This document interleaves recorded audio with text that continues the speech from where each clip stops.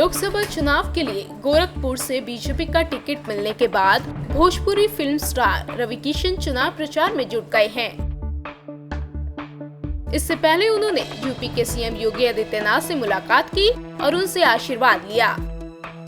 मुलाकात के बाद रवि किशन ने योगी को श्री राम की संज्ञा दी तो खुद को उनका भरत करार दिया।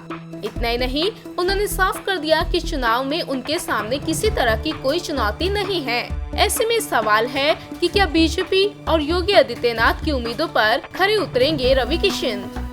क्या बड़े भैया राम को गोरखपुर सीट गिफ्ट में दे पाएगा भरत? जानकारों की माने तो गोरखपुर के सियासत में गोरखनाथ मंदिर से बहुत कुछ तय होता है, इसलिए मेरा बूथ सबसे मजबूत वाली बीजेपी की दलील यहाँ कमजोर पड़ जाती है। गोरखपुर की राजनीतिक समझ रखने वाले बताते हैं कि बीते कुछ समय से मंदिर और पार्टी दो अलग अलग खेमे हो गए हैं। हालांकि मठ की पसंद को ही कार्यकर्ताओं का मानना पड़ता है। उपचुनाव में बीजेपी ने जिस प्रत्याशी को मैदान में उतारा था उसे दबे मन से मठ ने स्वीकार किया था, जिसका खामियाजा भी बीजेपी को भुगतना पड़ा। यही वजह है कि इस बार आपसी गुटबाजी को देखते हुए पैराशूट कैंडिडेट पर दाव खेला गया है। हालांकि मठ की सहमति से बीजेपी इस बार रवि किशन को टिकट देकर गुटबाजी से तो निकल गई, लेकिन महज इतने भर से बात नहीं बनने वाली। उसे मठ और बीजेपी से नाराज लोगों को मनाना होगा, साथ ही जातीय गणित भी बैठाना होगा। इस सीट पर सबसे ज्यादा करीब 3.5 लाख निषाद समुदाय के वोटर हैं।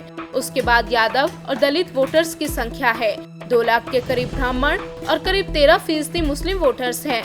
हालांकि यहाँ की 5 विधानसभा सीटों पर बीजेपी का कब्जा है। आपको बता दें कि दरअसल लोकसभा चुनाव गोरखपुर संसदीय सीट सुर्खियों में है। इस सीट पर बीजेपी 1991 से लगातार जीत दर्ज कराती आई है, लेकिन 2017 में योगी आदित्यनाथ के सीएम बनने के बाद इस संसदीय सीट का गणित बिगड़ गया। 2018 में हुए उपचुनाव में बीएसपी के समर्थन से एसपी ने इस सीट पर कब्जा जमा लिया। यही वजह है कि इस सीट पर अपनी खोई जमीन को वापस पाने के लिए बीजेपी ने लोकसभा चुनाव में भोजपुरी स्टार रवि किशन पर दाव खेला है। ऐसे में देखने वाली बात होगी कि भरत अपने भाई राम को गिफ्ट में गोरखपुर सीट देने में कामयाब होते हैं या नहीं। इंडिया न्यूज़ वायरल की रिपोर्ट।